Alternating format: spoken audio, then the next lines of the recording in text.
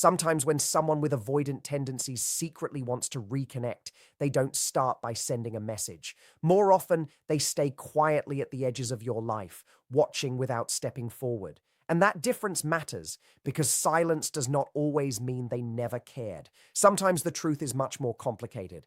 They can feel pulled toward you while also feeling deeply afraid of what reconnecting might demand from them. Instead of saying, I miss you, or admitting that they regret the way things ended, they choose the safety of distance. They check your social media. They watch your stories from beginning to end.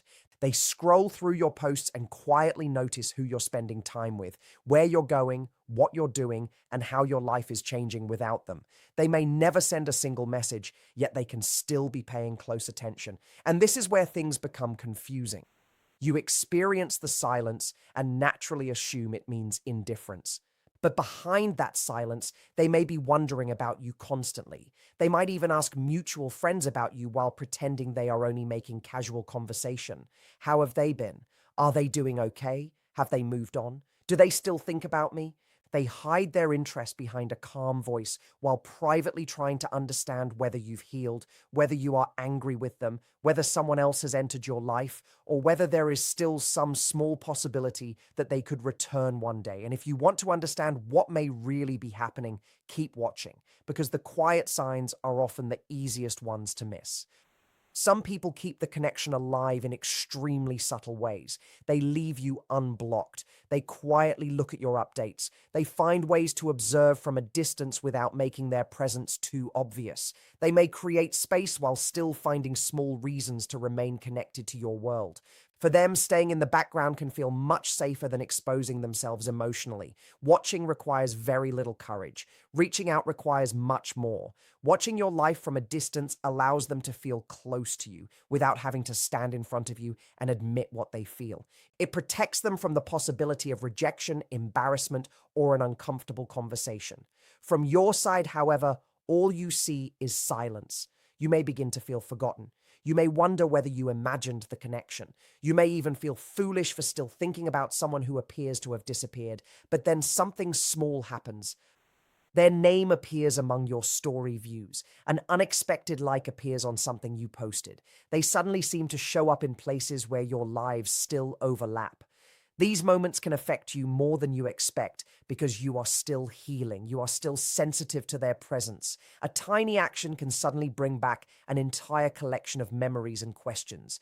Did that mean something? Were they checking on me? Are they thinking about me too? Maybe this is the part people often misunderstand. Their quiet behavior does not automatically mean they are ready to return. It may simply mean they are struggling with feelings they do not know how to handle. They can miss you and still remain silent. They can care and still stay distant. They can wonder about you without being brave enough to approach you. And that contradiction is exactly what makes avoidant behavior so confusing. For them, this quiet orbit around your life can become a kind of middle ground between desire and fear. They replay old conversations in their mind. They remember ordinary moments that once felt unimportant. A certain place, a song, a familiar street, or even something you used to say can suddenly bring your voice back into their thoughts. They remember the good moments, but they may also remember the ending. They remember what went wrong. They remember the distance they created. And even when part of them wants to reach out, another part immediately starts creating reasons not to. What if you reject them? What if you've changed? What if you no longer care? What if you've completely moved forward? What if you ask questions they aren't prepared to answer? What if they have to face the pain they caused, the apology they never gave, and the promises they didn't keep? Those questions can become powerful enough to stop them before they ever type a single word. So instead of approaching you directly, they remain nearby in ways that feel emotionally safer. They watch, they wonder, they remember. They quietly collect information about your life while telling themselves they are only curious. Sometimes they may even convince themselves that knowing you're okay is enough. Seeing you happy from a distance feels safer than risking the possibility of discovering that you no longer need them. Remaining somewhere inside your digital world can give them a strange sense that the connection has not completely disappeared. They don't have to confess anything. They don't have to explain themselves. They don't have to face your eyes or hear your response. They can simply remain on the outside, looking in. But here's the part you should remember. Watching is not the same as returning. Curiosity is not the same as commitment. Missing someone is not the same as being ready to build something healthy with them again. Their silence may hide complicated emotions, but only their actions can show whether they are actually capable of doing something different. And that distinction can save you from reading too much into every small sign. But their quiet presence isn't always just about missing you.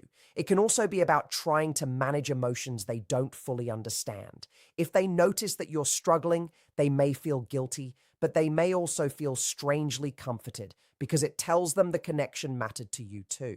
If they see you becoming happier, however, they may feel relieved that you survived the breakup while secretly becoming afraid that you've healed enough to never allow them back into your life. And while all of this may be happening somewhere inside them, you're trying to rebuild your own life while carrying a head full of unanswered questions. If they really cared, wouldn't they reach out? If they wanted another chance, wouldn't they make an effort? Wouldn't they fight for the relationship? Those questions make complete sense. But secretly wanting someone back is very different from being emotionally ready to create a healthy relationship with them. Someone can miss you deeply and still be unable to approach you.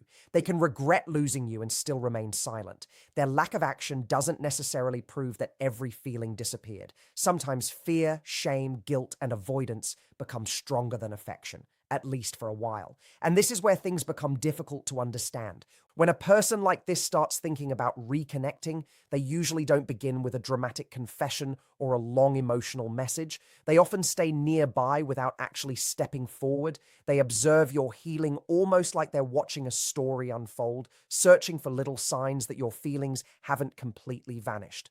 They may quietly hold on to the comforting idea that they could come back whenever they finally feel ready. But here's the part that can hurt the most. While you're doing the difficult work of accepting reality and learning how to let go, they may be doing the much easier work of keeping the possibility alive inside their own mind. This kind of quiet orbit isn't love at its healthiest. It's affection limited by fear. It's connection filtered through distance. It's longing that never develops into responsibility. And that's why your attention shouldn't become trapped in decoding every story view, every unexpected like, or every tiny online interaction. Don't let one notification pull you back into a chapter you spent months trying to close. Your focus has to remain on remembering what healthy love actually looks like. Healthy love doesn't need to hide forever. It communicates. It takes responsibility. It admits when something went wrong. It accepts the risk of vulnerability instead of constantly hiding behind distance. It's completely possible that someone thinks about you far more often than you realize, while still being unable or unwilling to show up for you in a meaningful way. And that difference matters more than almost anything else. Secret feelings can be real, but they mean very little if they never become healthy behavior. Eventually, those quiet signals may become a little easier to notice. A random like appears, a short reply lands on your story, a familiar inside joke suddenly arrives in your messages. These tiny gestures can feel much safer to them than saying, "I miss you," or admitting, "I'm sorry for the way I treated you." Behind those small actions, there may be a real internal struggle. One side of them says to leave the past where it belongs. Another side keeps going back to your pictures, your words, your memories, and the sense of comfort they once experienced around you. So they choose the smallest action possible, just enough to reduce the longing without completely exposing what they're feeling. Maybe they like a recent picture where you look happier than before. Maybe they suddenly react to an older post. To them, that tiny click can create a quiet feeling that some invisible connection between you still remains. And then something slightly bigger happens. Maybe it's a simple reply to your story, a laughing emoji, a short joke, a familiar memory, a casual comment that would look completely meaningless to anyone else. But to you, every word can carry years of shared history behind it. You remember the unanswered messages. You remember the long silences. You remember the moments when you wanted nothing more than a small amount of attention from them and couldn't get it. And now their name is appearing again. They're initiating contact, even if it's only in the smallest possible way. Suddenly, your emotions don't know whether to hope again or protect you from getting hurt twice. The moment you see their name, memories can return before your logic has even had time to catch up. Your heartbeat changes, your chest feels tight, old hope suddenly wakes up. Because to you, it isn't simply another notification on your screen, it feels like a door that might be opening again. It feels like maybe everything that happens still means something. And if you've ever experienced this, you know how quickly one tiny interaction can bring back feelings you thought you had finally put to rest. But when someone with avoidant tendencies starts behaving differently after a period of distance, it's easy to look at their silence and assume they simply didn't care. In some situations, however, what appears to be coldness may actually be emotional self-protection. Instead of admitting how confused or conflicted they feel, they retreat behind the defenses they've used before. They create distance because getting close again could reopen emotions they don't know how to control. And sometimes the first signs of renewed interest are incredibly small. A simple message suddenly appears. Hey, I noticed you haven't posted much lately. Everything okay? On the surface, it sounds caring and casual. Maybe they really are checking on you, but there can also be another reason underneath it. They may be uncomfortable with no longer knowing where they stand in your life. They may want reassurance that they still matter to you somehow. They may be wondering whether the connection they walked away from still exists. Instead of risking a deep and vulnerable conversation, they test the situation with something small and easy to explain. If you respond warmly, they receive information. If you respond coldly, they can retreat without feeling completely exposed. Other times, the signs appear through humor. A teasing comment about someone in your picture, a playful remark about how different you look, a joke about how busy your life seems now. On the surface, it may sound completely casual. But moments like these can sometimes reveal that they've started noticing something important. Your life continued after they left. You're meeting people. You're creating new memories. You're changing. You're becoming more confident. You're receiving attention and care that they may once have struggled to give you. Seeing this can create a complicated mixture of curiosity, uncertainty, jealousy, and insecurity. And for you, these little moments can feel emotionally overwhelming. Your heart naturally wants to connect the pieces. You start asking yourself, if they really didn't care, then why are they watching my stories? Why are they liking my pictures? Why are they bringing up things from our past? Those questions are understandable because small actions can carry enormous emotional meaning when they come from someone you once loved. And yes, those gestures may mean something. They may suggest that you're still somewhere in their thoughts. They may point to unresolved feelings or an emotional conflict you cannot see from the outside.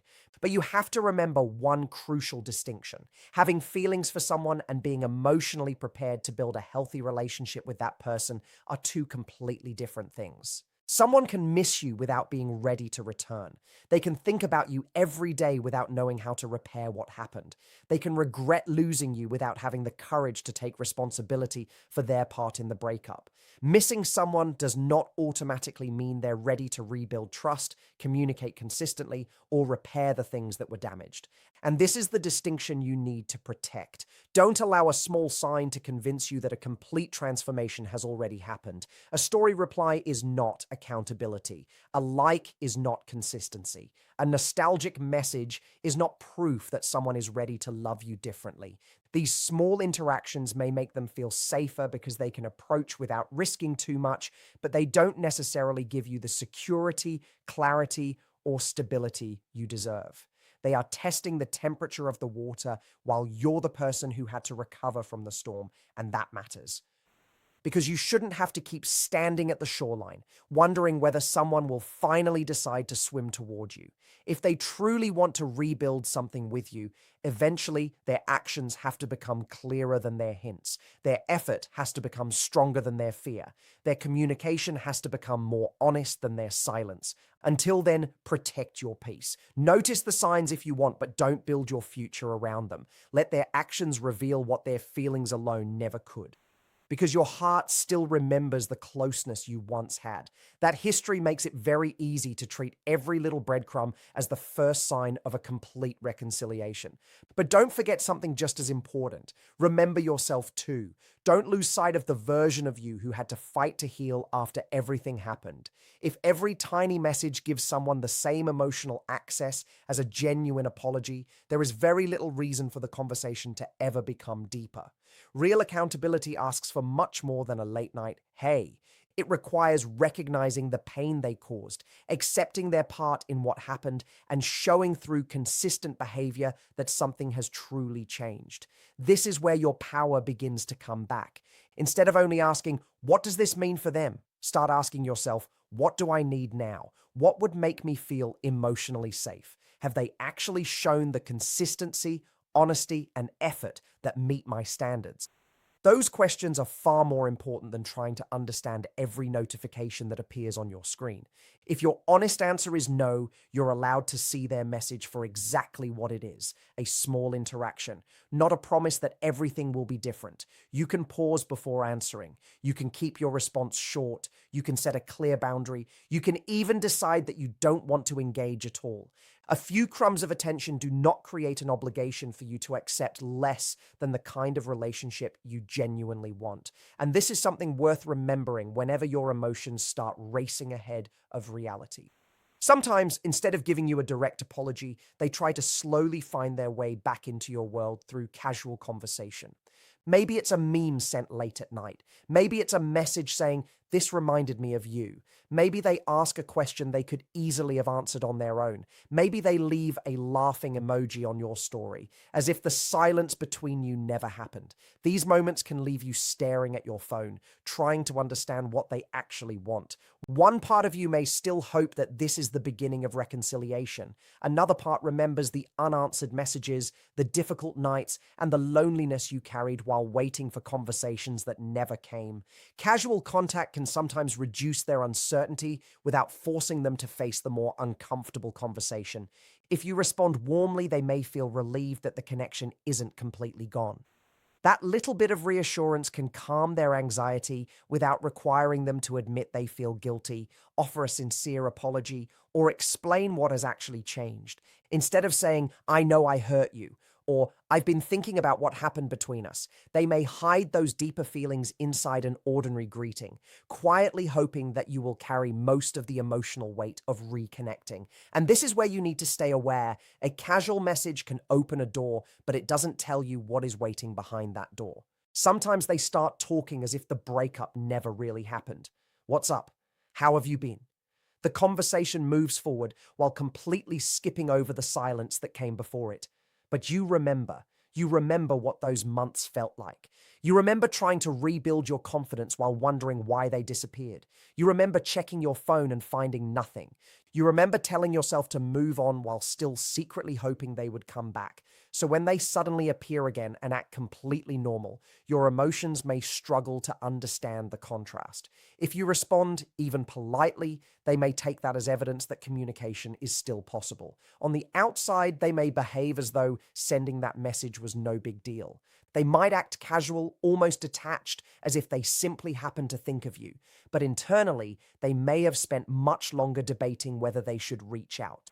They may have typed the message, deleted it, rewritten it, stared at your profile, and wondered how you would respond.